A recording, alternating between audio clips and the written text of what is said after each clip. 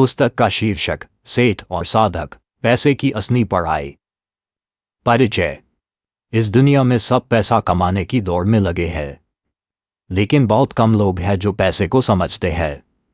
School हमें विज्ञान, गणित और इतिहास तो सिखाता है, लेकिन पैसे की पढ़ाई नहीं करता। यही फर्क होता है एक अमीर सोच और एक गरीब सोच में।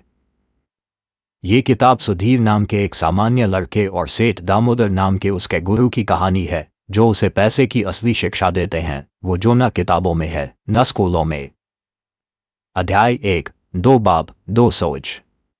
सुधीर के दो पिता थे, एक असली, एक वैचारिक। उसके असली पिता मास्टर रमेश थे, एक सरकारी स्कूल के अध्यापक। ईमानदार, मेहनती और नियमों में विश्वास रखने वाले। उनका मंत्र था, पढ़ो, नौकरी करो और जिंदगी भर सुरक्षित रहो। दूसरे थे सेठ दामोदर, जो गांव के सबसे अमीर व्यक्ति थे, लेकिन साथ ही दिल के बहुत खुले।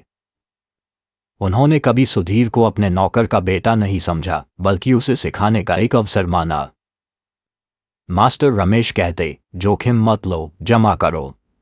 सेठ दामोदर कहते, जोखिम से मत डरो, सीखो कि उसे कैसे संभालना है। सुधीर उलझा हुआ था, लेकिन वो समझ चुका था कि दोनों सोचों में फर्क है, और यहीं से शुरू हुई उसकी असली यात्रा, पैसे को समझने की। अध्याय 2। अमीरी और गरीबी की परिभाषा। सेठ दामोदर ने सुधीर से पूछा, अमीर कौन होता है? सुधीर बोला, जिसके पास बहुत पैसा हो। सेठ मुस्कराए, गलत। अमीर वो है जो बिना काम किए भी अपनी जरूरतें पूरी कर सकता है। फिर उन्होंने एक कहानी सुनाई। एक गांव में दो आदमी थे, मोहन और सोहन। दोनों कुएं से पानी भरते थे और गांव में बेचते थे। मोहन हर दिन बाल्टी से पानी भरता रहा। सोहन ने धीरे धीरे पाइपलाइन बिछाना शुरू किया। कुछ समय बाद सोहन बैठकर पैसा कमाने लगा और मोहन पसीना बहाता रहा। मोहन मेहनती था, लेकिन अमीर नहीं। सोहन ने सिस्टम बनाया, वो अमीर था। सुधीर समझ गया, पैसा कमाना एक कला है, लेकिन पैसा बनाए रखना और उसे बढ़ाना एक सोच है।